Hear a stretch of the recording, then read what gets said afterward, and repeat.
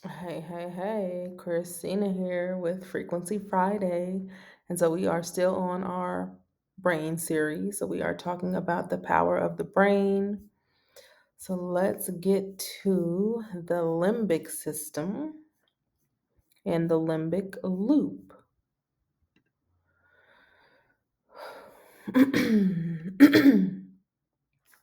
All right. So the limbic system is really is the limbic system is focused on emotions, memories, and internal balance. So we're going to talk about three components of the limbic system. That is the amygdala, and we are calling that the center of emotions. The hippocampus, we are calling memory formation. Hypothalamus, we are calling homeostasis. And or you can look at that as internal balance. And then the thalamus, which again, we've already covered the thalamus separately, but I just want to highlight its function here as well. So it's again the mental router. And so it filters and is the relay center to prevent sensory overload. And then if you can see this picture of the limbic system, basal ganglia. I first heard about that with the AO scanner, and we'll get to that momentarily. And I'm going to share my experience. All right, so let's talk about the amygdala, the center of emotions. So, the amygdala is involved in emotional responses in two main ways. Number one, it detects threats, and it does that visually through your eyesight, auditory, what you hear, smells, and memories. Now, it's constantly in communication with the hypothalamus. As you can see, they're both circled and highlighted.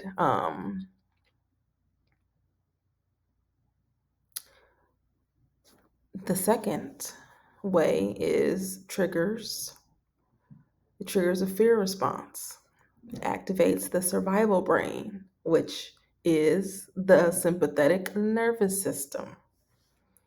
Um, Again, getting back to the communication with the hypothalamus, it triggers the hypothalamus to stimulate the endocrine system, which releases cortisol, which I think we all know is a stress hormone.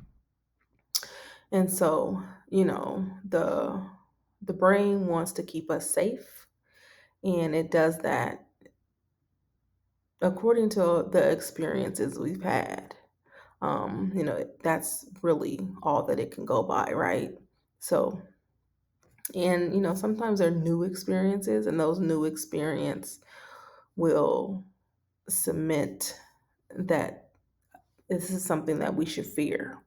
And so it will keep playing that program until you come to a place of breaking it. You see public speaking there. There's lots of people who are terrified of public speaking. I am one of them. And there's been many times where I've had to public speak, and my heart is beating extremely fast. I'm forgetting everything. It feels like my mind is just completely blank. Yet I have to get up and speak. But it's like my body just wants to shut down. um, we've got oppression. We've got, potentially fear of heights. People are afraid of dogs, spiders. And then you also see a picture there of joy because we can cultivate positive experiences as well with the amygdala. It's going to require some work though. So it's such a tiny little gland or structure, but it's quite powerful. Emotions have the ability to literally trump a neurotransmitter's functional job. And an emotion will have things being sent to the wrong place. So the task is not being executed very efficiently. And then we are on to the hippocampus, which is memory formation. So it's the hippocampus, it doesn't store memories, rather, it uses them to inform our living system as a whole. And so it does that by consolidating. It encodes memories and brings memories together to connect the dots of different sensory information. It strengthens neural networks, emotional memory. It activates us reliving events by way of feeling triggers. So when you feel something in your body, you get that full body visceral sensation.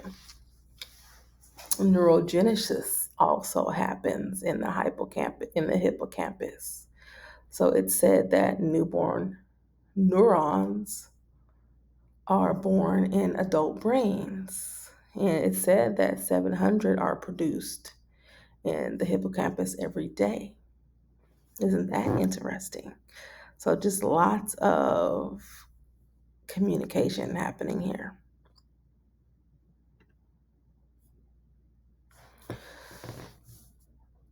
And then we're on to the hypothalamus. You call this the king. You see that crown has a big job to do. So it's always seeking to maintain internal balance, homeostasis. It's a very highly active manager in that. It also controls the endocrine system, right? And so the function of the endocrine system is to regulate and maintain various bodily functions through the secretion of hormones. And so when you think about maintaining balance, very simple things, like what do you do when you are hungry? You go and eat. What do you do when you're thirsty? You naturally go and get something to drink. Your body craves what it needs to bring it into balance. Cold, you go get warm. Tired, you go take a nap, or it's time for bed, you go to sleep. So, with all of these um, bodily functions, um, with the hypothalamus, the hippocampus, and the amygdala, there's so much action potential popping in all of this limbic system functions. So much action potential popping. So it just amazing, right?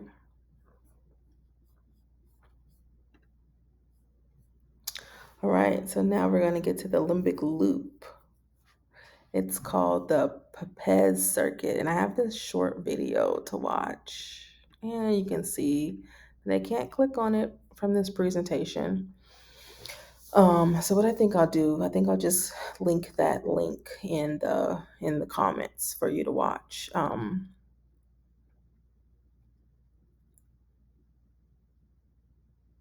But it's pretty dynamic the way that our brains are designed to function and how there's so much complexity happening. Um, and I'm so thankful that we were designed so fearfully and so wonderfully that we are not walking around for the most part being overstimulated all the time. There's so much order and function within our brain and the communication that's constantly taking place. We're constantly being bombarded with sensory information. And our brain has such a it has a beautiful job, and it does such a beautiful job of recognizing what's really important. What do we need to pay attention to, and what do we not need to pay attention to?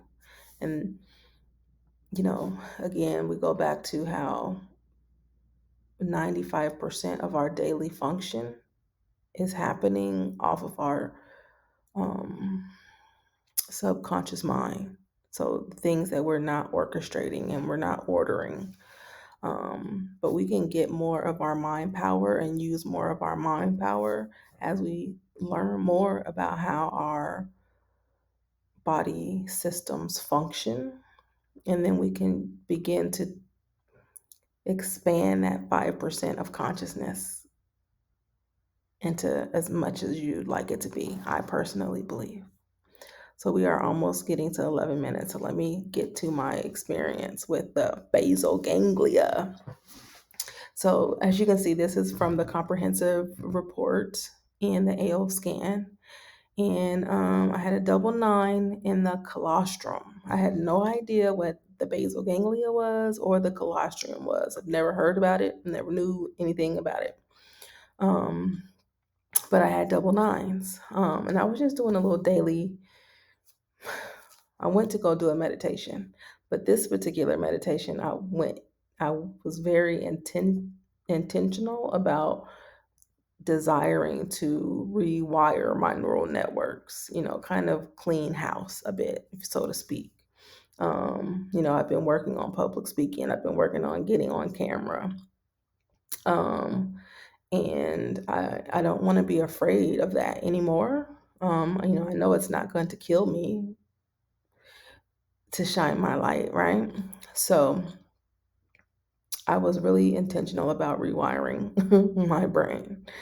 And I went into meditation to do that. And it was a really good, I woke up from my meditation. I was like, oh, that was a great meditation. Fantastic. And then I just went on, to do, I think I did the easy scan. Um, and so I was Googling, of course, and colostrum is connected to consciousness, I learned. Now, I'm not going to read all of this. I'm going to leave it here for a moment and you can take a screenshot and read this for yourself. I am very intuitive and I make my own meanings out of a lot of things, out of a lot of experiences and situations. But you can see that the colostrum it's a specialized network of cells that communicates and it looks like a connector of some main functions of your cortex and some sub cortical structures. And it makes so much sense to me that this showed up during that particular meditation because, I was going in there to kind of reset my amygdala, so to speak.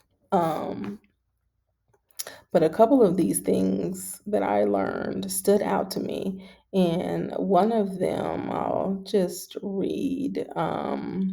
The colostrum has been proposed as a possible neural candidate for the coordination of conscious experience due to its extensive connectome. So as you can see, it's a connective um, network of cells.